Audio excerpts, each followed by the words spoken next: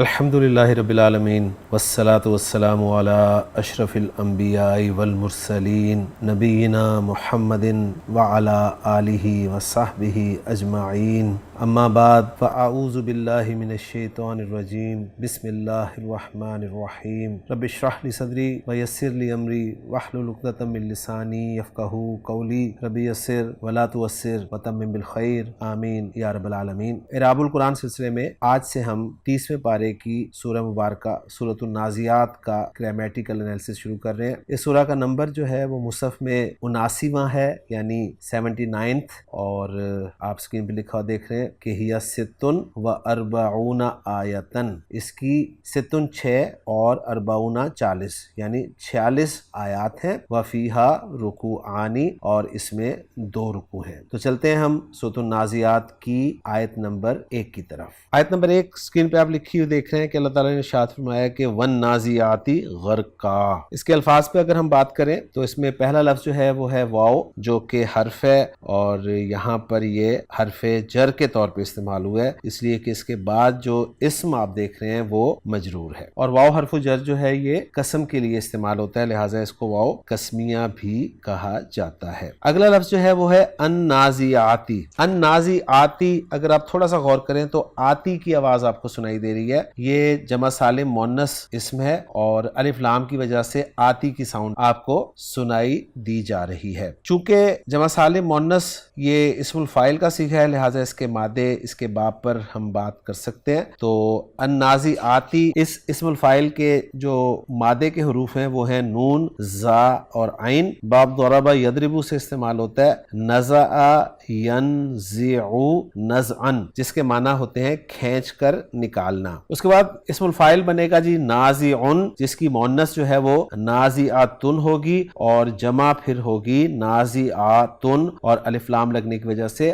النازعاتو ہو جائے گا، اور مجرور ہونے کی صورت میں النازعاتی۔ اس کے بعد اگلا لفظ ہے غرقن۔ غرقن کے حوالے سے جو تحقیق ہے وہ یہ ہے کہ روح المعانی میں ہے کہ یہ مصدر ہے، اور مصدر ہے یہ باب فعل کا، لیکن محذوف الزوائد ہے، یعنی اس میں مصدر ہے، ہم یوں کہہ سکتے ہیں، اور یہ بات آپ اچھی طرح جانتے ہیں کہ مصدر اور اس مصدر میں کیا فرق ہوتا ہے۔ تو غین را قاف مادے کو باب فعل میں ڈالیں تو بن جاتا ہے جی اغرق یغرق اغراقن۔ تو اغراقن اصل مصدر ہے، لیکن اس مصدر جو ہے وہ غرقن ہو جائے گا۔ باب سین سے جب یہ استعمال ہوتا ہے غین را قاف مادہ، تو غرق یغرق بنتا ہے، جس کا مصدر پھر غرقن آتا ہے، یعنی را کی زبر کے ساتھ آتا ہے، اس کے معنی ہوتے ہیں ڈوبنا کے۔ باب فعل میں جب آئے گا تو یہ بنے گا جی اغراقن فی النزع۔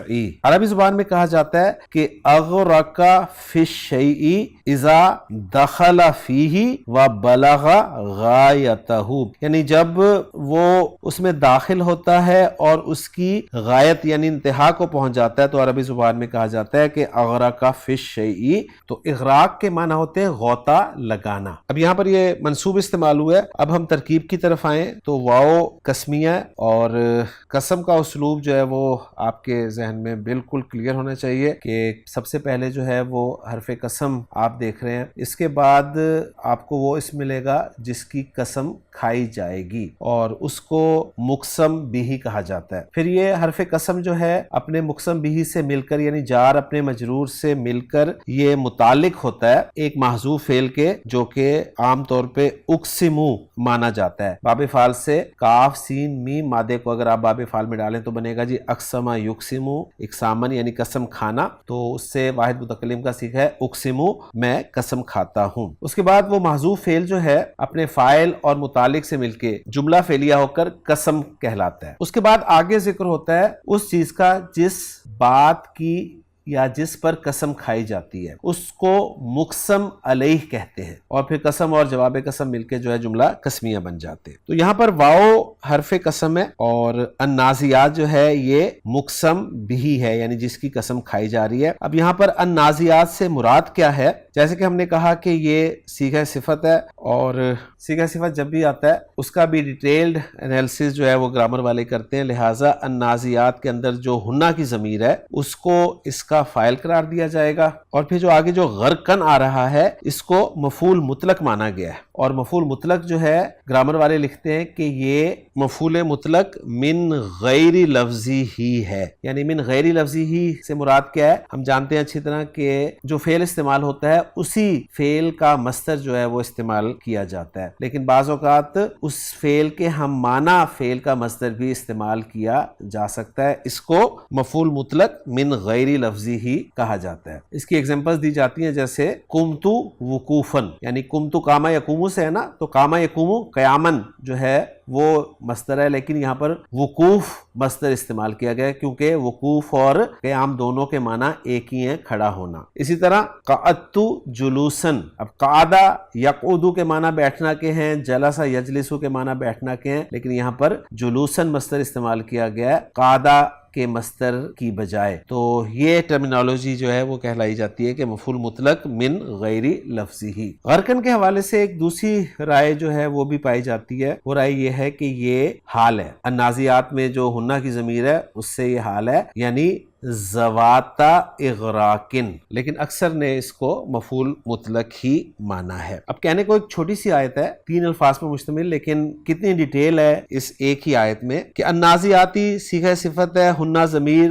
مرفوع متصل اس کا فاعل ہے، اور غرقن جو ہے مفعول مطلق ہے. صیغہ صفت اپنے فاعل اور مفعول مطلق سے مل کر شبہ جملہ ہو کر پھر یہ صفت بن رہا ہے اصل میں ایک موصوف محذوف کی. یعنی النازعات کیونکہ صیغہ صفت ہے لہٰذا اس کا موصوف جو ہے وہ ہڈن مانا جائے گا، اور وہ موصوف جو ہے وہ یا تو الملائکہ مانا گیا ہے یا پھر طوائف الملائکہ، یعنی فرشتے یا پھر فرشتوں کا گروہ جو ارواح کو جسموں سے نکالتے ہیں. اور پھر جو موصوف محذوف ہے وہ اپنی صفت سے مل کر مجرور ہو جائے گا واو حرف جر کے لیے، اور واو حرف جر اپنے مجرور کے ساتھ مل کر متعلق ہو جائے گا اقسمو فعل محذوف کے، اور اقسمو فعل محذوف اپنے فاعل اور متعلق سے مل کر جملہ فعلیہ ہو کر قسم ہو جائے گا. تو ایک آیت پہ ہمیں اتنا وقت لگا ہے اس کے الفاظ اور اس کی ترکیب کے حوالے سے، اور اگر ہم ترجمہ کرنے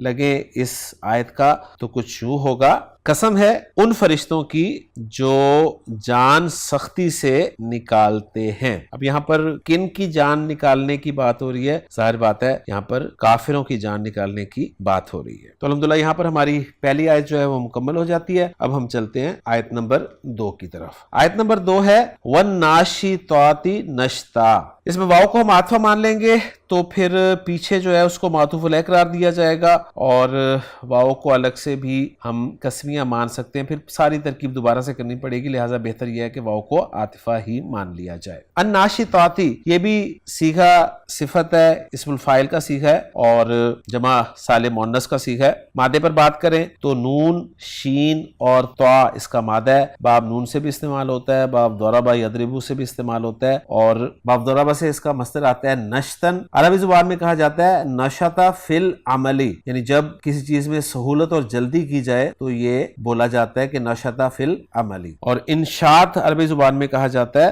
کسی چیز کو اتنا کھینچنا کہ وہ کھل جائے. تو گویا یہ اور فرشتوں کی صفات ہی بیان کی جا رہی ہیں. یہاں پر صفت آئی ہے الناشطات، اور اس صفت کے بعد جو ہے آپ دیکھ رہے ہیں نشتن، جو کہ اسی فعل کا مصدر ہے، اور مصدر جو ہے یہاں پر مفعول مطلق کے طور پہ استعمال ہوا ہے اور تاکید کے لیے آیا ہے.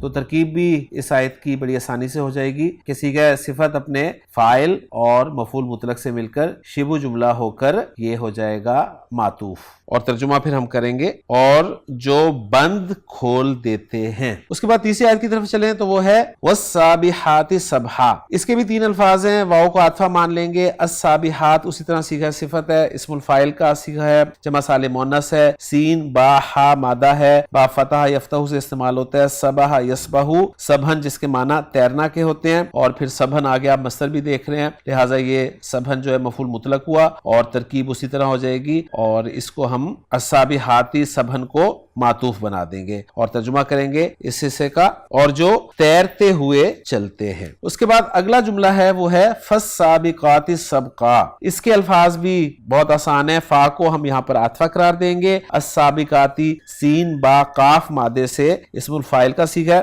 جمع سالم مؤنث باب نون سے استعمال ہوتا ہے، باب دعا سے استعمال ہوتا ہے، سبقن اس کا مصدر ہے جو کہ مفعول مطلق کے طور پہ استعمال ہوا ہے، اور معنی اس کے ہوتے ہیں آگے بڑھنا، ترجمہ کریں گے، پھر تیزی کے ساتھ دوڑتے ہیں۔ اس کے بعد اگلی آیت ہے فالمدبرات امرا، اس میں جو الفاظ ہیں ان میں ایک ہے فا، ایک ہے المدبرات اور ایک ہے امرن۔ تو فا کو عطفہ قرار دیں گے، المدبرات یہ پھر صیغہ صفت ہو جائے گا اسم الفاعل، اور دال با را اس کا مادہ ہے، باب تفعیل سے استعمال ہوا ہے، دبرا یدبرو تدبیرن جس کے معنی تدبیر کرنا کے ہیں، اور امرن یہاں پر کام کے معنی میں استعمال ہوا ہے، اور یہ مفعول مطلق نہیں ہے بلکہ مفعول بہ ہے صیغہ صفت اسم الفاعل کے لیے۔ اور ترکیب ایزی ہے، آپ کو ایک آ گئی ہے تو باقی بھی ساری آ جائیں گی انشاءاللہ، کہ صیغہ صفت اپنے فاعل اور مفعول بہ سے مل کر شبہ جملہ ہو کر یہ پھر معطوف ہو جائے گا۔ اور ترجمہ ہم کریں گے اس حصے کا، پھر ہر امر کی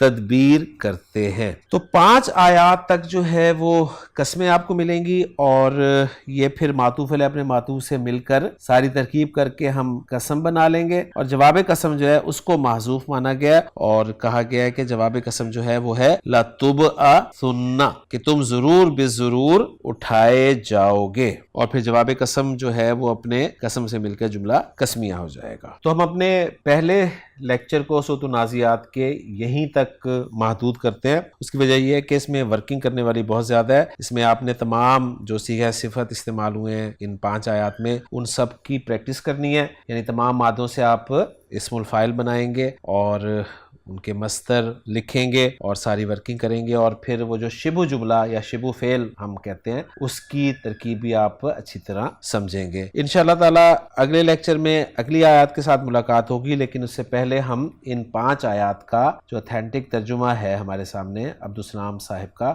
اس کو ایک نظر دیکھ لیتے ہیں۔ وَالنَّازِعَاتِ غَرْقًا، ان فرشتوں کی قسم جو ڈوب کر سختی سے جان کھینچ لینے والے ہیں، وَالنَّاشِطَاتِ نَشْطًا، اور جو بند کھولنے والے ہیں آسانی سے کھولنا، وَالسَّابِحَاتِ سَبْحًا، اور جو تیرنے والے ہیں تیزی سے تیرنا، فَالسَّابِقَاتِ سَبْقًا، پھر جو آگے نکلنے والے ہیں آگے بڑھ کر، فَالْمُدَبِّرَاتِ أَمْرًا، پھر جو کسی کام کی تدبیر کرنے والے ہیں۔ ان سب کی قسمیں کھا کے جو ہے یہ فرمایا گیا کہ لَتُبْعَثُنَّ، تم ضرور بضرور دوبارہ اٹھائے جاؤ گے، کیونکہ آپ جانتے ہیں کہ یہ جو 30ویں پارے کی صورتیں ہیں ان کا مضمون جو ہے وہ آخرت کے حوالے سے ہے، بلکہ آخری جو 2 پارے ہیں ان سب کا مضمون جو ہے وہ آخرت کے حوالے سے آپ کو بہت زیادہ ملے گا، کیونکہ یہ بالکل ابتدائی دور کی صورتیں ہیں، اور اس وقت اصل مسئلہ یہی تھا کہ یہ بات بالکل سمجھ میں نہیں آتی تھی کہ کیا